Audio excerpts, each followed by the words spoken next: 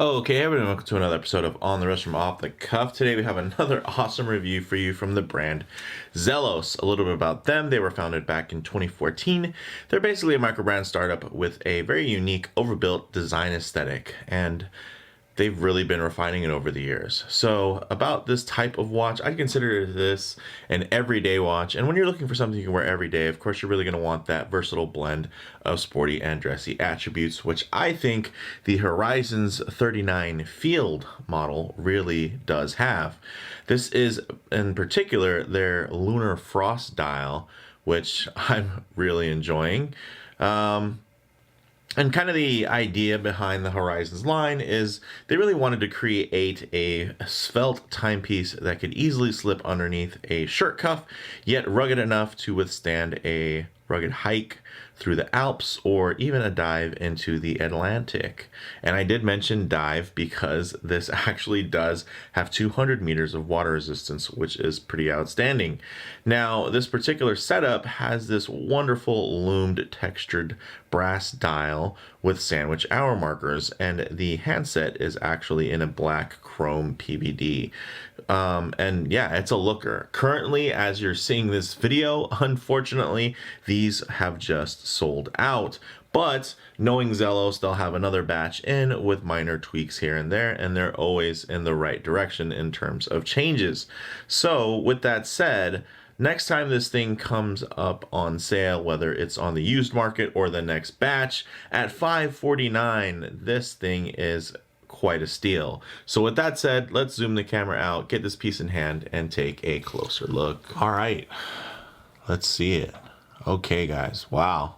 So one thing to really just get out of the way, this is not a white dialed watch. I think it's going to render in a lot of pictures and maybe even in this video pretty white. But one thing I really want to get across is that this Lunar Frost dial is more on the lunar side. It definitely has this pale gray kind of moon texture and shade to it.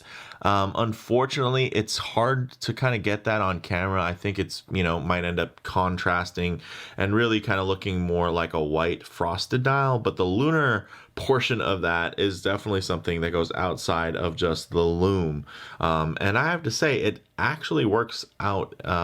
But for those of you that are looking for a pure white dial, this is not that. Everybody else, I think you're going to like what you're looking for. I should say find what you're looking for and like it. So we do have a 39 millimeter diameter across, a 13.2 millimeter total height, and it's only 10.5 millimeters though without that crystal. So you can see that it does have a nice dome and kind of boxed edge to it, really nice. It's also 44 millimeters lug to lug, which I think is really great. And then it is of course made out of full stainless steel, and then it has a brushed and polished finish. And when I say polished, man, a finely polished finish, guys. One thing you're going to notice, look at the case transitions on here between brushed and polished. This thing is a light catcher. We got the top bevels, we got the undercuts, we have the transitional, very nice, fine brushing. And then the bevels aren't just in the case. We also do have them carrying down into the lovely contours all down the edges of the bracelet, even onto the clasp. We have that nice, lovely contrast bevel. And then on this nice fixed bezel, we also have a top brush with a huge, thick, fat, polished bevel. Looks absolutely outstanding. And really all you could ask for in terms of kind of that visual interest and complexity in finish. So really lovely from that standpoint as well. Now, I did mention the that beautiful crystal there. So it is a double domed. So you are going to get quite a good amount of legibility even at harsh angles. So we have the dome on the outside of the crystal and on the inside. If it was just the one side, you would get a lot more distortion. Of course, you are still going to get some distortion on this read, but you can see it's not playing with the light quite as much, which I think is great, especially when you're underwater. So definitely a plus from that standpoint. Now, the crown we have here is nicely sized and screw down, which ties into that 200 meters of water resistance. Of course, you got the nice Zelos Z there. Inside, although you can't see it, we do have a Miyota 9039 movement, which means you're going to have a no date out of the box. So it's not like any modifications have been made or anything like that. It's actually meant to have no date. So when you pull out the crown, it's just one stop, no ghost positions, something else a lot of collectors really like. And for me personally, I also enjoy, as long as the crown experience is really good. I find with other movements that are no dates, like let's just say the NH38, sometimes can be a little finicky with the stop seconds, with the hacking feature because of that no date modification. But here, it's actually quite seamless, and I gotta say the hacking seconds works just as well as on a 9015. Also, with the extra water resistance, of course, it's a more sealed case. So those of you that are worried about that kind of Miyota rotor whir, don't worry, because it's pretty silent. It's all very, very contained. So that's a nice thing. There's a good amount of dampening within this case, even though it is within that kind of everyday genre. Now, looking closer at the dial, hands, and lume situation, there's a lot here. There's a lot going on, a lot of layers, a lot of color play, and it's really nice because it doesn't really shout at you. I think it's a nice balance of again, that kind of legibility, functionality, but quite a bit of style. So you have that textured sandwich dial that really renders more of a pale gray than white. You have Swiss Superluminova C3X1 and BGW9. Of course, we do have also those beautiful hands that are nicely polished, but coated, so you are going to get a lot of legibility even in various conditions here, especially against that dial, which can also be a bit transitional in terms of the way that it's going to render from kind of light to bright to super bright once you start getting within kind of darker lume situations. So yeah, obviously quite a looker. The bracelet, very nicely done. 20 millimeter lug width, and then it does have a 2 millimeter taper down to 18 to a 20 millimeter clasp, which does have a very nice quick adjust feature, which you have seen on the channel before, whether it is other Zelos watches or from Christopher Ward. So very nice from that standpoint. Very wearable, quite handsome. And although slightly sharp, I would say here, if you run your hand through that, generally, right, you're only going to run your hand through that as the owner. And as you're just purposely feeling on it, there's really no reason to touch that. So it's not like a sharp point. If you had something on the case back that's going to come into contact with you, you kind of have to be deliberate to find that sharp. So I can forgive it in that aspect. But otherwise, man, this thing is pretty nice. Oh, also another thing that everybody asks for and enjoys are it does have screw-in links as well. So, it's the only thing probably it doesn't have that a lot of people like are drilled lugs. And honestly, with the quick release spring bars on this bracelet, you don't even necessarily need drilled lugs to make this pretty easy when it comes to the bracelet exchange. But man, look at that case. Really, really gorgeous. Let's actually see how this wears on wrist. Okay, as you can see on my 7¼ wrist, this thing wears just beautifully.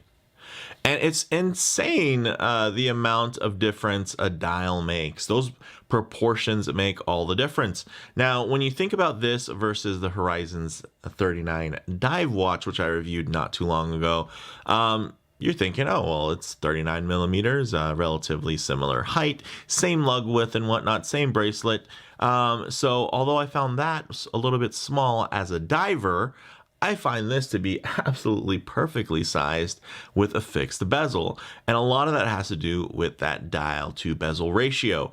On the diver model, we actually have quite a smaller dial because of course there's a rotating bezel on the outside of it. Here the dial is able to be pushed out further to the edges, and although a nice trick they did to make sure that this doesn't feel oversized is they still kind of pushed those numerals for the hour markers closer to the center by having that outer track, which works really well, so your eye is still kind of drawn more towards the center of the dial.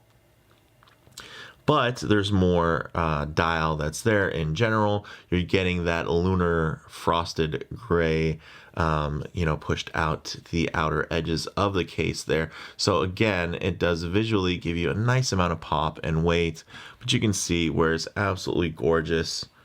Man, even up close with a little bit of lens distortion, it's going to still appear, I think, quite nice.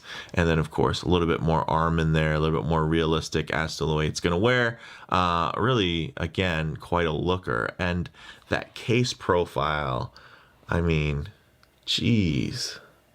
Very, very nice. It used to be only Seiko was getting down like this, and now you're starting to see other brands like Zelos, of course, and Christopher Ward, and a bevy of others really dive into just turning it more into just a case contouring showcase to really give you an idea that, hey, this is not just another simple kind of catalog case. There's more to it. They're putting effort into the design of the case and the dial, just every aspect visually, and it definitely pays off. And you can see it has a beautiful taper.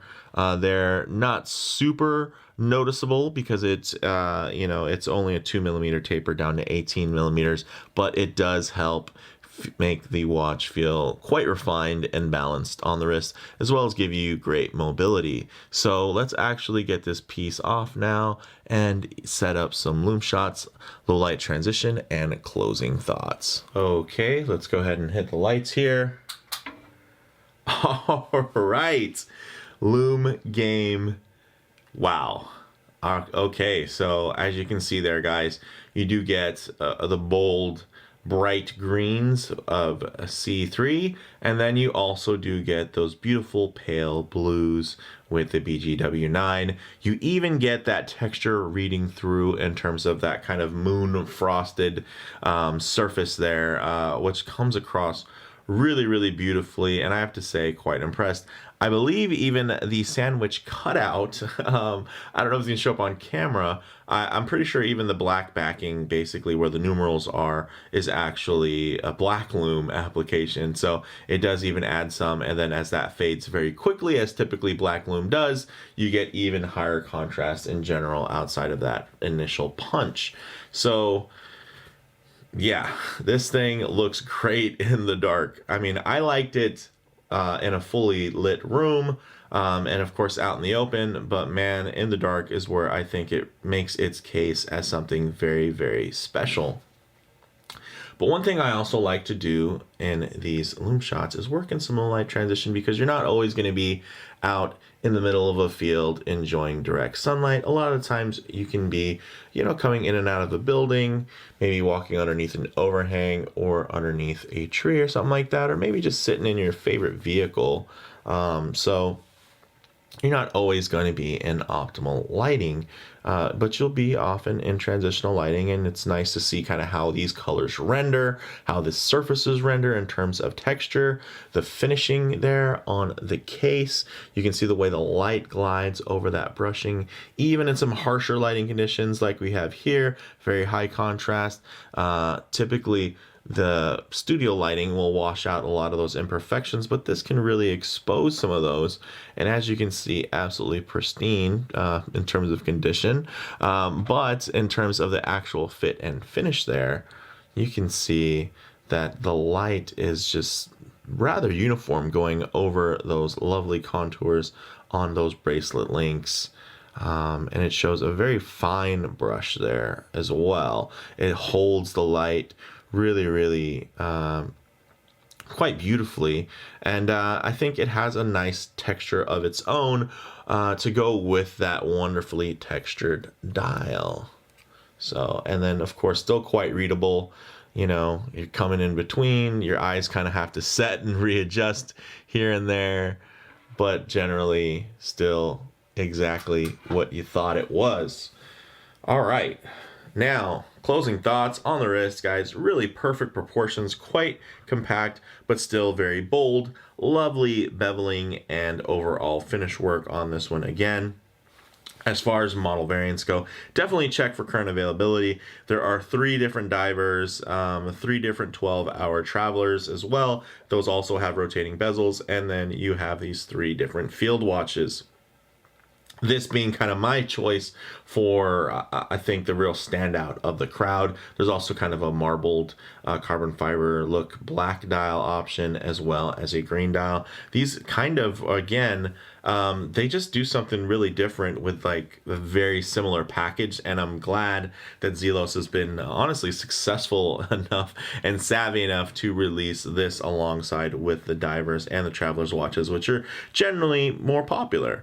As far as comparable models go, guys, I think this watch, along with the Orion Hellcat and the Traska Summiteer, are really the top picks of mine for that everyday adventure microbrand option under $700. This really rivals the very popular Seiko Prospex Alpinist options that are out there. And again, when I say everyday adventure, keep in mind, I do mean something that is also quite versatile. There are definitely some dedicated adventure watches that are out there with more of industrial finishing on them, which I think are absolutely great. But this is something that has a lot of crossover. It's tough and also can be quite chic in terms of its styling, and really wearable, even apart from the fact that it is also very robustly built and has quite a bit of extra water resistance there with the screw down crown and just an overall tidy case configuration.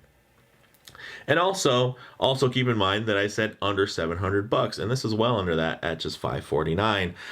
There are, of course, some other higher end options out there which are immaculate, but this one, for those of you that are just looking to be within a particular budget, you know, I'm digging it. I'm really, really liking this. Bottom line, guys, a lot of watch for the money. Definitely keep an eye out for the next restock on these. Any tweaks, any turns that they make have been quite good, so I have no reason not to believe that any other iteration of this will only be even better. The nice thing is it has a beautiful platform from the start, so if you do catch these on the used market, or even resellers still having them in stock, which a lot of people don't think about, they just think, oh, well, if this Zelos, when I Google it, is sold out on the Zelos website, means I can't find them. Well, they actually do have quite a few authorized dealers as well, so shout out to all those different options that are out there. So when you do your Google search, definitely check some of the other dealers that carry Zelos watches, because it does take a little bit of time for those to trickle out the door sometimes, and you can end up catching them after kind of the early bird pricing's out the window, and even after a lot of the models have sold out. You'll actually see these popping up on various vendors through active dealers that carry Zelos watches. So again, with that said, let me know what you guys think in the comments below. If you like the video, please do hit like, and if you haven't already, please subscribe for more content just like this. Thanks, guys.